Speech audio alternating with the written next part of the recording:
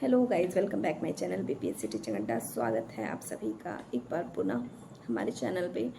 तो आज हम बात करने वाले हैं, जैसा कि आप लोगों को एजुकेशनल क्राइटेरिया या क्वालिफिकेशंस कह लें, बीपीएससी टीचिंग एग्ज़ाम देने के लिए क्या होनी चाहिए।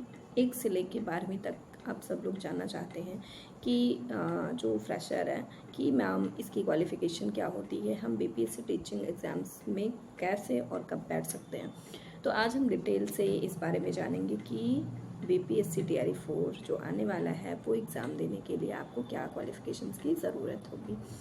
ठीक है, तो हम बात करते हैं 1 to 5, 6 to 8, 9, 10th, 11, 12th, इन सबों के बारे में एक एक करके हम जानते हैं। तो पहला जो यहाँ पे हम बात करने जा रहे हैं 1 to 5 पीआरटी यानी कि प्राइमरी टीचर के बारे में, कि आप ये एग्ज़ाम कब दे सकते हैं, आपकी क्वालिफ़िकेशंस क्या क्या होनी चाहिए।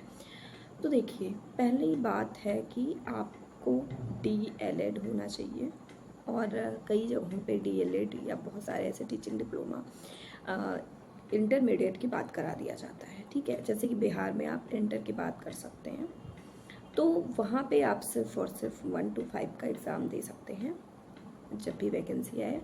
तो आपका मान लीजिए अगर आपने इंटर पे डीएलएड किया है, वो किया डीएलएड, और आपको बीटेट, अगर आप बीपीएससी स्पेशल बिहार से हैं तो आपको बीटेट देना होगा। अदरवाइज़ आप अदर डिस्ट्रिक्ट से हैं, स्टेट से, तो आपको डीएलएड और सीटेट क्वालिफाई होना होगा, क्योंकि सीटेट एक ऐसा प्रमाण पत्र होता है, शिक्षक पात्रता ऐसी होती है कि आप किसी भी स्टेट में बैठ सकते हैं एग्ज़ाम में। ठीक है, तो इसलिए आपको सीटेट ज़रूरी होगा, या फिर आप स्पेशल बिहार टेट आपने दिया हुआ हो वो वैलिड होगा, या फिर सीटेट। ठीक है, और कैंडिडेट जो ग्रेजुएशन के बाद डीएलएड, एग्जाम्पल उत्तर प्रदेश की बात हम करते हैं, तो वहाँ पे डीएलएड कंपलसरी है, मैंडेटरी है कि ग्रेजुएशन के बाद ही होता है। तो उस कंडीशन में आप लोग 1 to 5 प्लस 6 to 8 का भी एग्ज़ाम दे सकते हैं। ठीक है, तो 6 to 8 का, उसके साथ आपको सीटेट क्वालिफाई होना होगा और बीटेट या फिर क्वालिफाई होना चाहिए। तो ये कंडीशंस होती हैं 1 to 5, और इसमें कुछ कंडीशंस हैं जो आप 6 to 8 के लिए भी अप्लाई कर सकते हैं। नेक्स्ट हम बात करते हैं 6 to 8 का। तो जैसा कि मैं पहले बता चुकी, डीएलएड ग्रेजुएशन के साथ जो है, प्लस अगर आप 6 to 8 का पात्रता परीक्षा पास है, सेंट्रल लेवल का सीटेट या फिर बिहार स्पेशल आपने भरा हुआ होगा, तो आप उस केस में, और बिहार के बच्चे बीटेट और सीटेट दोनों अप्लाई कर सकते हैं इस एग्ज़ाम में बैठने के लिए।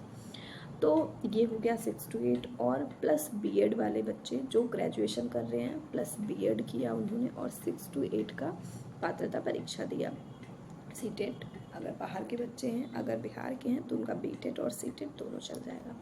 तो उस कंडीशन में आप 6 to 8 के टीचर बन सकते हैं। नेक्स्ट, अगर हम 9th और 10th की बात करते हैं, तो आपको पहली मैंडेटरी कंडीशंस जो है वो आपका ग्रेजुएशन होना चाहिए, बीएड होना चाहिए, प्लस आपको एसटेट होना चाहिए, सेंट्रल टीचर एलिजिबिलिटी टेस्ट जिसको हम बोलते हैं। तो ये आपका 9, 10, जैसे आप 1 to 5, 6 to 8 का टेट देते हैं, वैसे आपका एसटेट जो कि बिहार स्पेशल में ही आपको अप्लाई करना होगा, एसटेट वहाँ का देना होगा, और देन आप graduation plus BEd plus STET, जिसको हम पेपर 1 बोलते हैं 9, 10th के लिए, वो आपको क्वालिफाई करना होगा। एक और चीज़ आपको ध्यान रखना है कि एसटेट जो होता है वो आप परसुइंग, मतलब अगर आप बीएड कर रहे हैं तो भी आप उसको दे सकते हैं, दे पाएंगे, बट अगर जॉब की वैकेंसी आती है उस टाइम पे आपकी सारी डिग्री, सारी डिप्लोमा और ये पात्रता परीक्षा जो होती है, वो सारी चीज़ें आपकी कंफर्म क्वालिफाई होनी चाहिए, पूरा का पूरा, जब आप फॉर्म भर रहे हो उसके पहले। ठीक है, ये 9, 10th की बात हो गई। हम आते हैं 11, 12th के टीचर आप कैसे बन सकते हैं बिहार में बीपीएससी द्वारा।